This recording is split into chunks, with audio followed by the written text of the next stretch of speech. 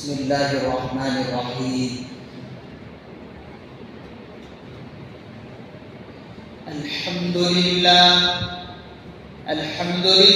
نحمده ونستعینه ونستغفره ونؤمن به ونتوکل علیہ ونعوذ باللہ من شرور انفسنا ومن سیئات اعمالنا من يهده الله فلا مضل له ومن يضلله فلا هادي له ونشهد أن لا إله إلا الله وحده لا شريك له ونشهد أن سيدنا وسندنا ونبينا ومولانا محمدا عبده ورسوله صلى الله تعالى عليه وعلى آله وأصحابه وأزواجه وذرياته وبارك وسلم تسليما كثيرا كثيرا أما بعد فأعوذ بالله من الشيطان الرجيم بسم الله الرحمن الرحيم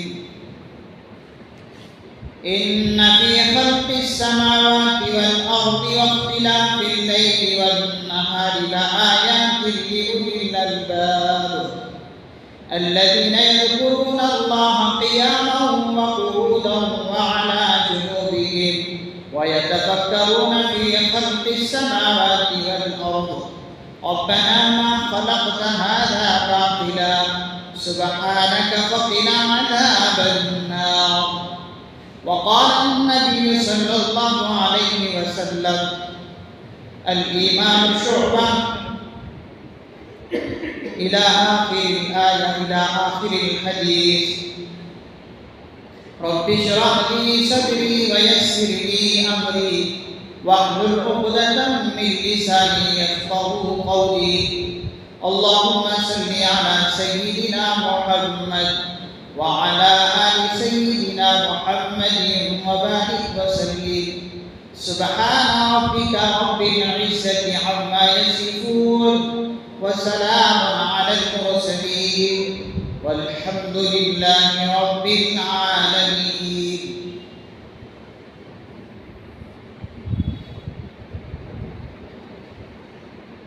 زخم پہ زخم کھا کے جی اپنے لہو کے گھونٹ پی، زخم پہ زخم کھا کے جی اپنے لہو کے گھونٹ پی، آہ نہ کر اپنے لبوں کو سی، آہ نہ کر اپنے لبوں کو سی، عشق ہے دل لگی تو نہیں. میرے نہایت واجب احترام قابل احترام بزرگوں، دوستوں، نوجوان ساتھیوں، میں آج آپ حضرات کی خدمت میں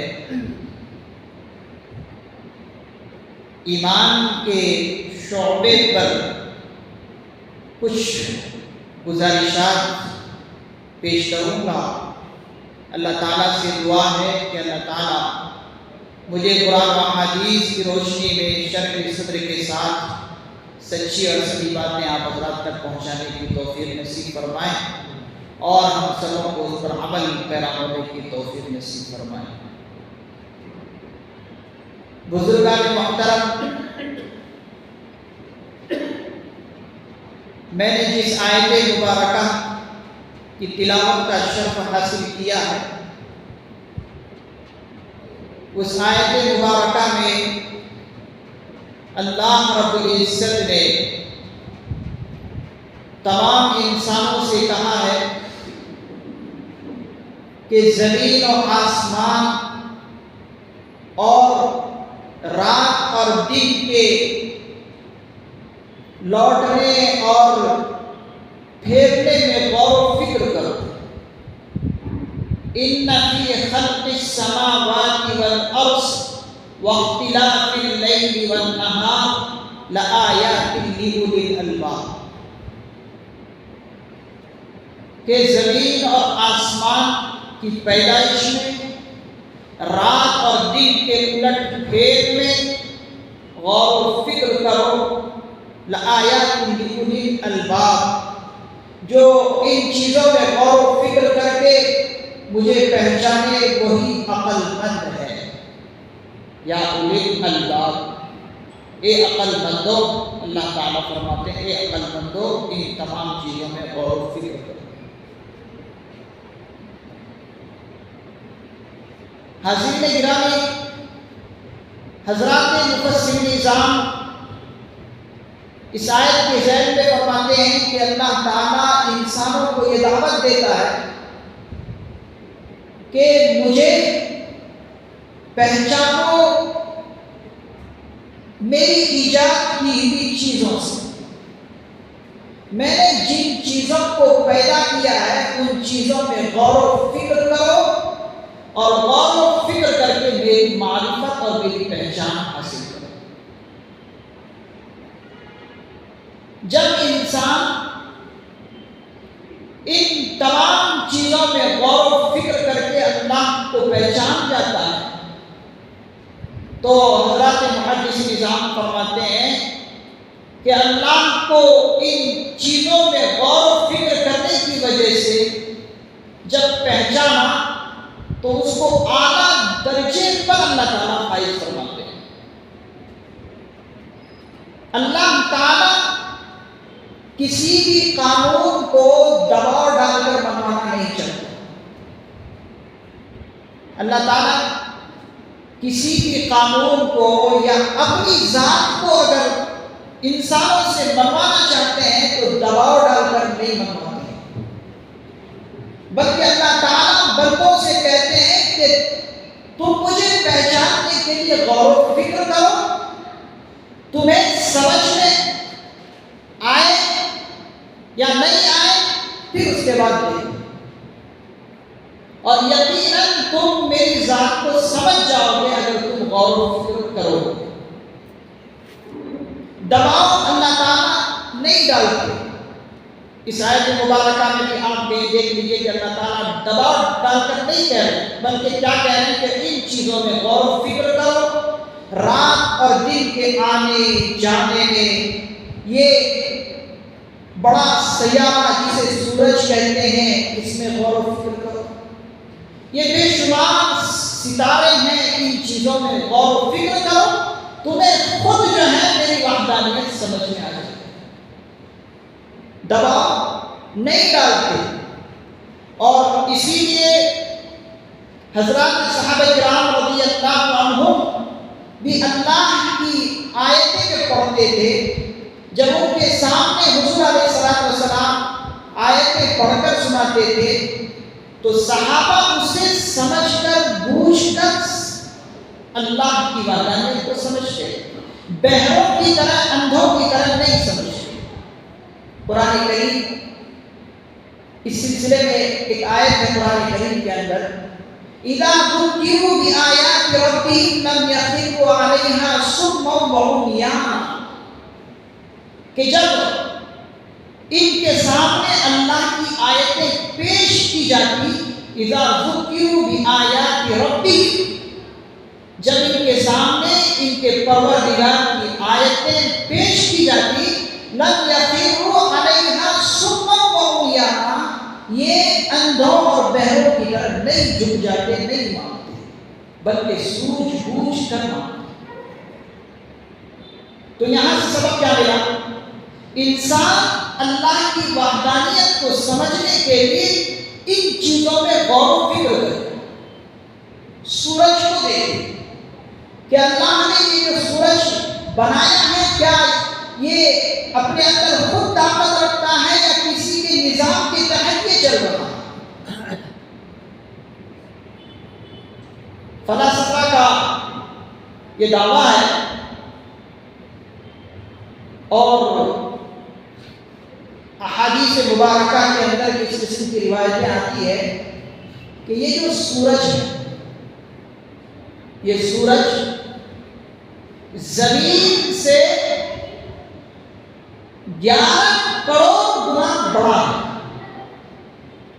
یہ سورج جو دکھ رہا ہے اس کے بارے میں فرماتے ہیں کہ یہ زمین سے یہ سورج 11 کروڑ گنا بڑا ہے، اور معلوم یہ ہوا کہ 11 کروڑ کی طرح اتنی زمین بھی اس سورج سے بن سکتی ہے۔ جب 11 کروڑ سے بڑا ہے یہ سورج کی زمین سے، تو معلوم یہ ہوا سورج سے 11 کروڑ کی زمین نکل سکتی ہے۔ اب اتنا بڑا سورج، اتنا بڑا سیارہ 24 گھنٹے میں کتنا میل سفر کرتا ہوگا؟ کیا یہ بغیر کسی کے ماتحت میں سفر کر رہا ہے؟ سوچنے اور سمجھنے کی ضرورت ہے۔ آپ یہ بھی دیکھیں کہ کبھی ایسا نہیں ہوا کہ سورج نکلنے کے وقت سے پہلے ہی نکل گیا ہو، اور آپ نے کبھی یہ بھی نہیں دیکھا کہ دن جو ہے رات کے حصے میں جا کر داخل ہو گیا اور رات جو ہے دن کے حصے میں آ کر داخل ہو گئی۔ ایسا بھی نہیں ہے۔ یہ دن رات ہمیں سبق دیتے ہیں، اسی لیے قرآن کریم کی ایک آیت مبارکہ جو سورہ یاسین شریف میں ہے، لَلشَّمْسُ يَنبَغِي لَهَا أَن تُدْرِكَ الْقَمَرَ وَلَا اللَّيْلُ سَابِقُ النَّهَارِ، کہ سورج کی یہ مجال نہیں کہ وہ رات کے اندر جا کر داخل ہو جائے، اور رات کا یہ مجال نہیں کہ دن کے اندر دن کے حصے میں داخل ہو جائے۔ یہ نظام اللہ تعالیٰ کے تحت چل رہا ہے، اور یہ ساری کی ساری چیزیں ایک اللہ کو مان کر چل رہی ہے۔ تو اللہ کو مان کر چلنے میں کامیابی ہے، اور اللہ تعالیٰ دباؤ ڈال کر کسی کو منواتے بھی نہیں ہے، بلکہ اللہ تعالیٰ کہتے ہیں کہ تم سوچ اور سمجھ کر میری وحدانیت کو تسلیم کرو، قبول کرو، اس میں تمہارا فائدہ ہے۔ تو میں دو چیزیں آپ حضرات کو بتانا چاہتا ہوں کہ ایمان، جس حدیث کی میں نے آپ حضرات کے سامنے تلاوت کی ہے، اس حدیث کے اندر بتایا گیا الایمان شعبہ، کہ حدیث پاک میں ہے کہ اس ایمان کے 70 سے اوپر شعبے ہیں۔ اس ایمان کے کچھ 70 کے اوپر شعبے ہیں۔ پہلا شعبہ ہے قول لا الہ الا اللہ، پہلا شعبہ ہے لا الہ الا اللہ، کہ اللہ کے سوا کوئی معبود نہیں۔ یہ اعلیٰ شعبہ ہے ایمان کا، اور ایک شعبہ ادنا ہے، وہ اماطۃ الاذی عن الطریق، حدیث کے الفاظ ہے وَأَدْنَاهَا اماطۃ الاذی عن الطریق، اور ایمان کا سب سے کمتر درجہ اور آخری شعبہ جو ہے وہ راستے سے تکلیف دہ چیز کو ہٹا دے، یہ ایمان کا سب سے آخری شعبہ ہے اور آخری درجہ ہے۔ پھر اس کے بعد حدیث کے جملے آگے یہ ہے وَالْحَيَاءُ شُعْبَةٌ مِنَ الْإِيمَانِ، وَالْحَيَاءُ شُعْبَةٌ مِنَ الْإِيمَانِ، ان دونوں شعبوں پر وہی عمل کرے گا جس کے اندر حیا نام کی کوئی چیز ہے، جس کے اندر حیا اور شرم ہے، انکساری نفس کسی کے اندر ہے، وہی انسان ان دونوں شعبوں پر عمل کرے گا۔ پہلا شعبہ ہے قول اعلیٰ لا الہ الا اللہ، اللہ کے سوا کوئی معبود نہیں۔ اللہ کی محبت انسان کے دل میں پہلے آنی چاہیے، اللہ کی عظمت انسان کے دل میں پہلے نمبر پر اگر ہو تو قانون شریعت پر عمل کرنا بہت آسان ہو جاتا ہے۔ حضرات محدث نظام فرماتے ہیں کہ سب سے پہلے ضرورت ہے کہ اللہ کی عظمت کو ہم پہچانیں، اللہ کی عظمت کو، اللہ کی کبریائی کو، اللہ کی بڑائی کو ہم سب سے پہلے سمجھیں۔ اگر اللہ کی عظمت اور اللہ کی بڑائی، اللہ کی محبت ہمیں سمجھ میں آ گئی اور ہمارے دل کے اندر بیٹھ گئی، تو قانون شریعت پر عمل کرنا بہت آسان ہے۔ کیوں؟ اس لیے کہ جب تک کسی قانون ساز کی عظمت دل کے اندر نہیں ہوگی، اگر قانون بنانے والے کی عظمت دل میں نہیں ہے تو پھر قانون پر عمل کیسے کرے گا؟ انسان مجبور اور مقہور ہو کر ہی کرے گا۔ کسی بھی قانون پر اگر کوئی عمل کرانا چاہے تو اس قانون بنانے والے کی عظمت میرے دل کے اندر ہونی چاہیے۔ جو قانون بنایا ہے اس کی عظمت دل کے اندر بیٹھے گی تو پھر اس قانون بنانے والے کے قانون پر انسان عمل کر سکتا ہے۔ اسی کو حدیث کے الفاظ میں کہتے ہیں التعظیم لامر اللہ، التعظیم لامر اللہ۔ ایمان کے تو بے شمار شعبے ہیں، لیکن ایمان کے اندر بھی دو شعبے یہ التعظیم لامر اللہ، کہ اللہ کے حکم کی تعظیم کرنا، اللہ کی اوامر کی تعظیم کرنا اور اس کا لحاظ رکھنا، یہ ایک شعبہ۔ اور دوسرا شعبہ ہے الشفقۃ علی خلق اللہ، اللہ کی مخلوق کے ساتھ شفقت کا معاملہ کرنا، اللہ کی مخلوق کے ساتھ شفقت کا معاملہ کرنا۔ یہ ایمان کے اندر دو شعبے ہیں۔ معلوم یہ ہوا کہ اللہ کی عظمت بھی ہو اور اللہ کے قانون کی عظمت بھی ہو اور اللہ کی مخلوق کے ساتھ شفقت اور محبت کا معاملہ بھی۔ اگر انسان اللہ کی عظمت کو پہچانتا ہے، اللہ کے امر کی تعظیم کرتا ہے، لیکن اس کا معاملہ اللہ کی مخلوق کے ساتھ اچھا نہیں تو وہ ایمان میں کامل نہیں۔ اسی طریقے سے ایک انسان اللہ کی مخلوق کے ساتھ اچھا معاملہ کر رہا ہے، اللہ کی مخلوق کی خدمت میں ہمہ وقت لگا ہوا، لیکن اللہ کی طرف رجوع نہیں، تو یہ اور کم درجے کی بات ہے۔ کامیاب کب ہے؟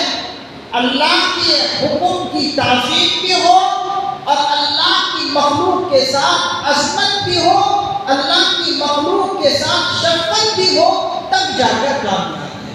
اگر اللہ کی طرف رجوع کر رہا ہے، اللہ کی مخلوق کی طرف اس کا دھیان نہیں، تو کامل ایمان نہیں۔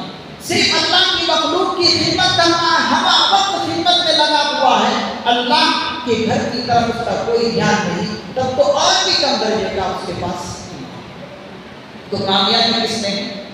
اللہ کے امر کی عظمت، اللہ کے حکم کی عظمت کرنا اور اللہ کی مخلوق کے ساتھ شفقت کا معاملہ کرنا، تبھی جا کر کامیاب۔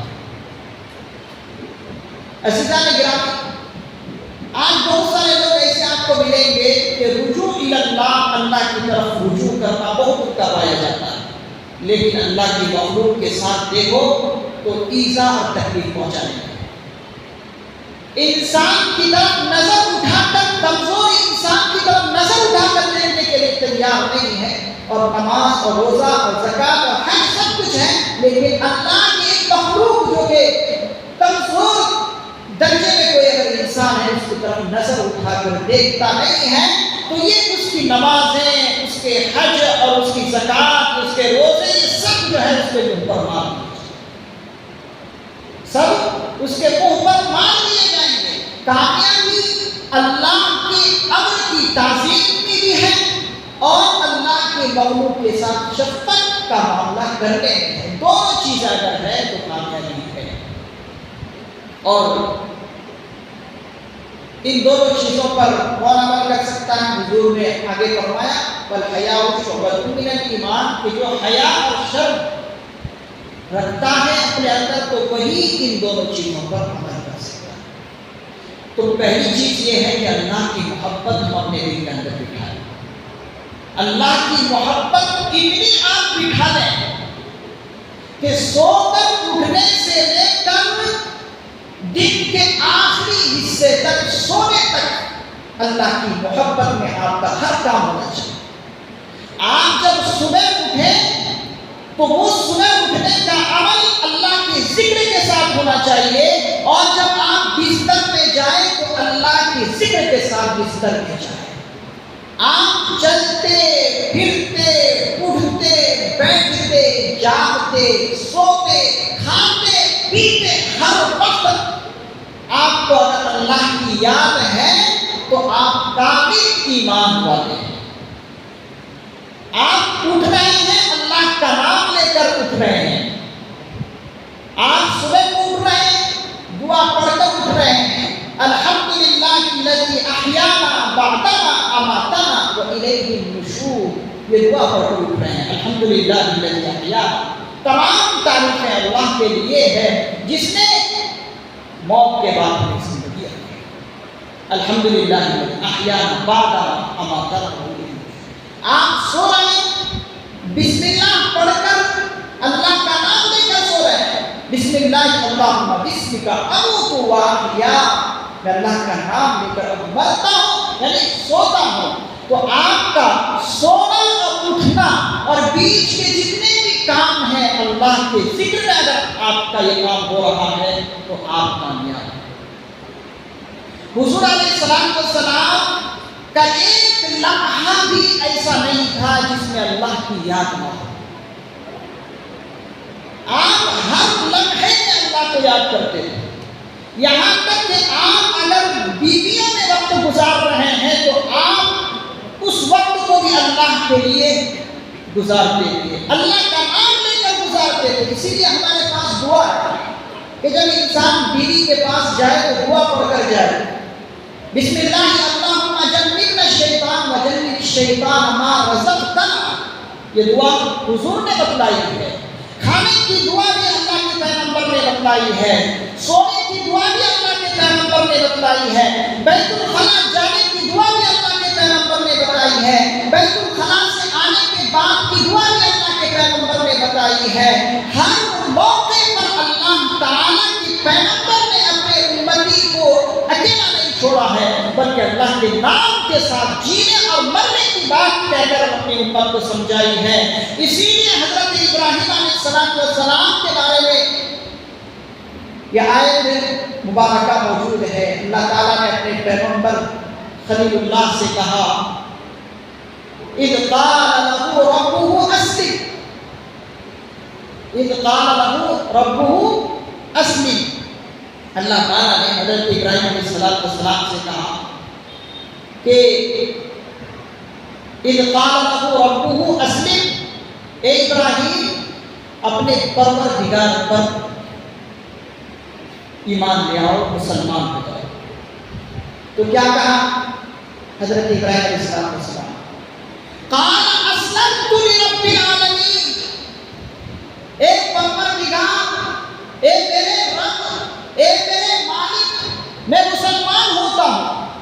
کیا مسلمان پہلے نہیں تھے حضرت ابراہیم علیہ السلام؟ کیا ایمان کا کلمہ نہیں پڑھے تھے حضرت ابراہیم علیہ السلام؟ پھر کیوں اللہ رب العزت کہہ رہے ہیں اذ قال له ربه اسلم، کہ ابراہیم مسلمان ہو جا؟ پھر حضرت ابراہیم علیہ السلام نے کہا قال اسلمت لرب العالمین، اے رب میں مسلمان ہوتا ہوں۔ مسلمان ہونے کا مطلب یہ ہے، اسلام کا معنی اور مسلمان کا معنی ہی یہی ہے اپنے گردن کو جھکا لینا، اپنے گردن کو جھکا دینا۔ اور یہی کام حضرت ابراہیم علیہ السلام کیے ہیں، ایک طرف اپنی اولاد سے محبت اور ایک طرف اللہ کی محبت۔ ترجیح کس کو دے رہے ہیں؟ اللہ رب العزت کی محبت کو ترجیح دے رہے ہیں، اور اللہ کی محبت کو ترجیح دینے کی وجہ سے اپنے بیٹے کو ذبح کر رہے ہیں۔ آج ہم کس کو ترجیح دے رہے ہیں؟ اللہ کی عظمت کو ترجیح نہیں دے رہے، اللہ کی محبت ہمارے دل میں نہیں ہے، جس کی وجہ سے ہم اپنی بیویوں کی وجہ سے، ہم اپنے آل اولاد کی وجہ سے نمازوں کو قضا کر دیتے ہیں، اپنی دکان کو آباد کرنے میں لگے ہوئے ہیں، لیکن اللہ کے گھر کو آباد کرنے میں نہیں لگے۔ یہاں رکاوٹ بن رہی ہے، اور یہ دلیل اس بات کی ہے کہ اللہ کی صحیح محبت ہمارے دل میں نہیں ہے۔ اگر محبت ہوتی تو پھر وہی آپ قربانی دیتے جو حضرت ابراہیم علیہ السلام۔ اسی لیے اللہ کے پیغمبر صلی اللہ علیہ وسلم نے فرمایا لا يؤمن احدكم حتى اكون احب اليه من والده وولده والناس اجمعين۔ بخاری شریف کی حدیث ہے، اللہ کے پیغمبر صلی اللہ علیہ وسلم فرماتے ہیں لا يؤمن احدكم حتى اكون احب اليه، کہ تم میں سے کوئی بھی اس وقت تک کامل ایمان والا نہیں ہو سکتا جب تک کہ میں اس کی نگاہ میں، اس کے اولاد میں اور اس کے ماں باپ کی نگاہ میں سب سے زیادہ محبوب نہ ہو جائے۔ اس وقت تک کامل ایمان والا کوئی ہو ہی نہیں سکتا۔ آج ضرورت ہے کہ ہم اللہ کی عظمت کو پہلے دل میں بٹھائیں، اللہ کی محبت کو اپنے دل میں بٹھائیں، پھر اس کے بعد حضور کی محبت کو اپنے دل میں بٹھائیں، اور جو اللہ کا حکم ہے، جو اللہ کے پیغمبر کا حکم ہے، اس حکم پر عمل کرنے کے لیے ہم آمادہ ہو جائیں، تیار ہو جائیں۔ اسی لیے قرآن کریم میں اللہ کے پیغمبر صلی اللہ علیہ وسلم سے کہا گیا قل ان صلاتی ونسکی ومحیای ومماتی للہ رب العالمین لا شریک لہ وبذلک امرت وانا اول المسلمین۔ اے پیغمبر آپ کہیے کہ میری نماز، میری قربانی، میرا جینا اور میرا مرنا سب رب العالمین کے لیے۔ ان صلاتی ونسکی ومحیای ومماتی للہ رب العالمین لا شریک لہ وبذلک امرت وانا اول المسلمین۔ تو میرے عزیزوں، ہمارا جینا اور ہمارا مرنا سب اللہ کے لیے ہونا چاہیے۔ اللہ کے ہر حکم پر ہمیں تیار رہنا چاہیے، اور یہی حضرات انبیاء علیہ السلام کی شان بھی ہے، اور یہی شیوا بھی ہے، اور یہی علامت اپنے امتیوں کو سکھا کر گئے ہیں کہ دیکھو ہر حکم کو پیچھے رکھو، اللہ کے حکم پر اپنے آپ کو قربان کرو، اور ہر وقت شکر گزاری میں لگے رہو، ہر وقت شکر گزاری میں لگے رہو، اس لیے کہ ہر آن ہر لمحہ اللہ کی نعمتیں ہم پر بارش کی طرح برس رہی ہیں۔ ہر وقت اللہ کی نعمتیں ہم پر بارش کی طرح برس رہی ہے۔ ہر وقت شکر گزاری ہم کریں تب بھی شکر گزاری میں ہم کمی کریں، ادا کر ہی نہیں سکتے اللہ کا حق اور اللہ کی شکر گزاری، اللہ کی نعمتوں۔ اسی لیے حضرت داؤد علیہ السلام آپ جانتے ہیں کتنے بڑے نبی گزرے ہیں، کیا کیا چیزیں اللہ نے ان کو عطا نہیں فرمائی تھی۔ حضرت داؤد علیہ السلام کے ہاتھ میں لوہا جب آتا تھا تو موم کی طرح پگھل جاتا تھا، کیا کیا چیزیں نہیں دی تھی، لیکن اللہ کی نعمتوں پر کتنی شکر گزاری کرتے تھے۔ اعملوا آل داؤد شکرا، اللہ تعالیٰ تب بھی کیا کہہ رہے ہیں کہ آل داؤد اللہ کی نعمتوں پر شکر گزاری کرو۔ اس آیت کے ذیل میں جب آپ تفسیر پڑھیں گے تو مفسرین نے لکھا ہے کہ ایک منٹ بھی حضرت داؤد علیہ السلام کے گھر میں ایسا نہیں گزرتا جس میں کوئی بندہ ان کے یہاں اللہ کی شکر گزاری نہ کر رہے ہیں۔ ہر وقت ہر بندہ جو ہے اللہ کی شکر گزاری میں لگے ہوئے ہیں، تب بھی کیا کہتے ہیں اللہ تعالیٰ اے آل داؤد اللہ کی شکر گزاری کرو۔ تو حضرت داؤد علیہ السلام نے اللہ تعالیٰ سے عرض کیا کہ اللہ میں کس طرح شکر گزاری کروں، کس طرح شکر گزاری کروں۔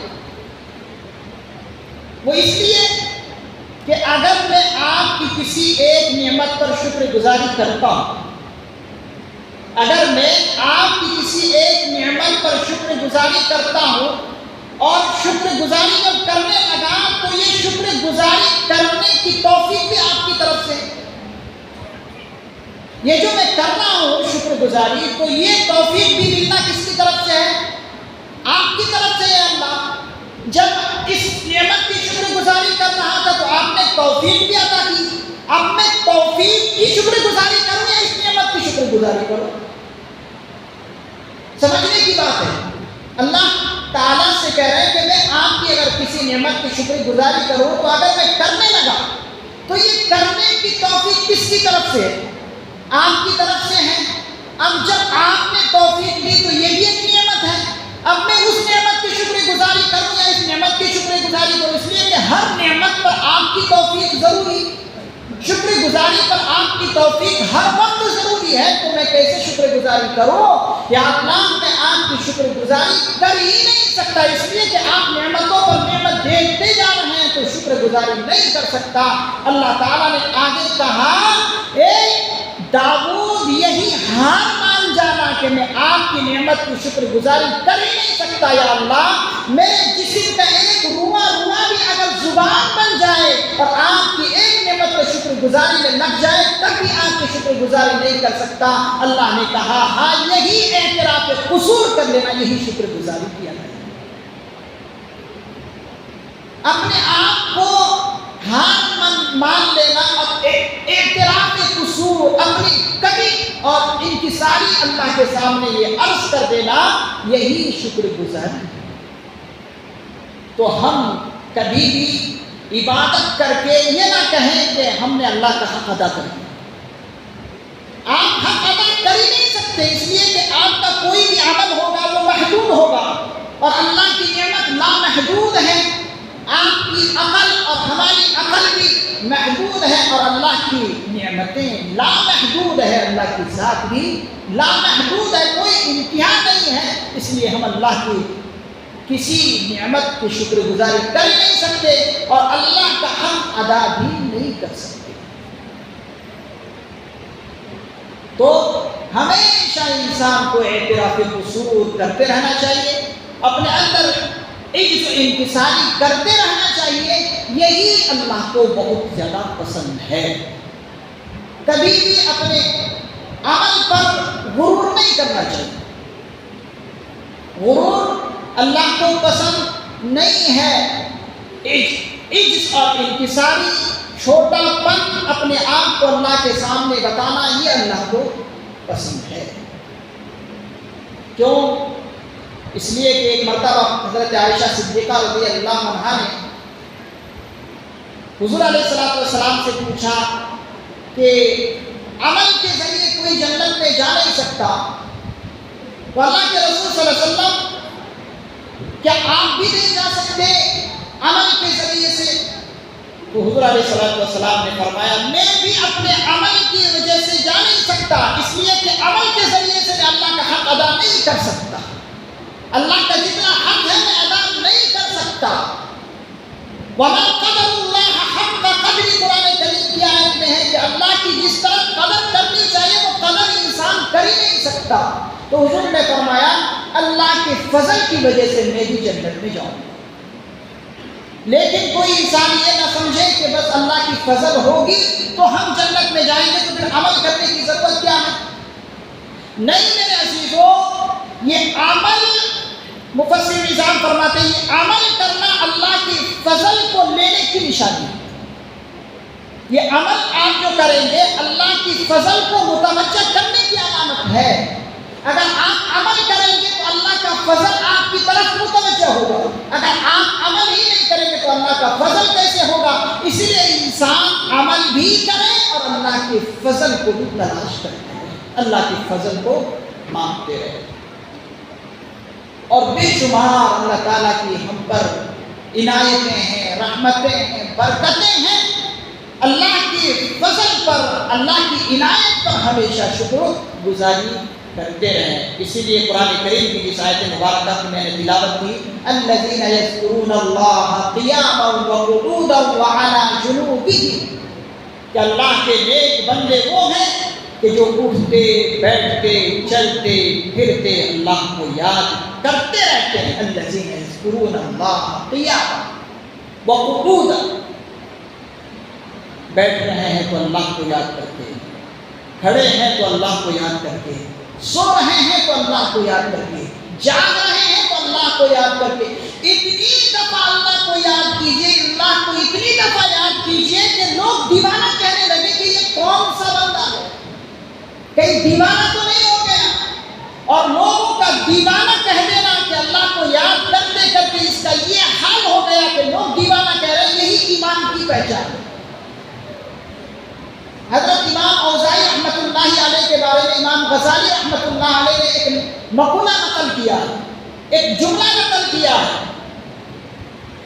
احیاء العلوم بڑی مایاناز کتاب ہے حضرت امام غزالی رحمۃ اللہ علیہ کی۔ حضرت امام اوزاعی رحمۃ اللہ علیہ نے ایک جملہ نقل کیا، ایک سینٹنس نقل کیا ہے۔ وہ کہتے ہیں کہ اگر آج کے دور میں حضرات صحابہ کرام رضی اللہ عنہ قبروں سے نکل کر آ جائیں تو ہم انہیں دیوانہ کہیں گے اور وہ ہمیں کافر کہیں گے۔ ہم انہیں دیوانہ کہیں گے اور وہ ہمیں کافر کہیں گے۔ ہم دیوانہ اس طرح کہیں گے کہ ان کا اٹھنا بیٹھنا چلنا پھرنا ہر وقت عبادت میں مشغول تھا، اس لیے ہم انہیں سمجھیں گے کہ شاید کہ دیوانہ تھے، اور وہ ہمیں کافر کہیں گے کہ ہمارے اعمال دیکھ کر یہ کہیں گے ارے ہم نے تو کس دین کو چھوڑ کر اس دنیا سے گئے تھے اور آج ہمیں کون سا دین دیکھنے کو ملے گا، اس لیے وہ ہمیں کافر کہیں گے۔ واقعتاً آج ہمارے اعمال بہت خراب ہے، عمل روح سے خالی ہے، اور اگر عمل ہے بھی تو روح سے خالی، اور کچھ تو ایسے ہیں کہ اللہ کے بندے عمل ہی نہیں کرتے۔ تو ضرورت ہے کہ ہم عمل کریں، اور عمل کے اندر جو روح ہونی چاہیے وہ روح کے ساتھ ہم عمل کریں، پھر ہم جو ہے کامیاب ہیں۔ اللہ تعالیٰ سے دعا ہے اللہ تعالیٰ ہمیں ہر وقت اٹھتے بیٹھتے چلتے پھرتے اپنی یاد کو اپنے دلوں میں سمانے کی توفیق نصیب فرمائے، اور ہر وقت اللہ تعالیٰ ہمیں توفیق بھی عطا فرمائے۔ آخر دعوانا الحمدللہ رب العالمین۔ سنت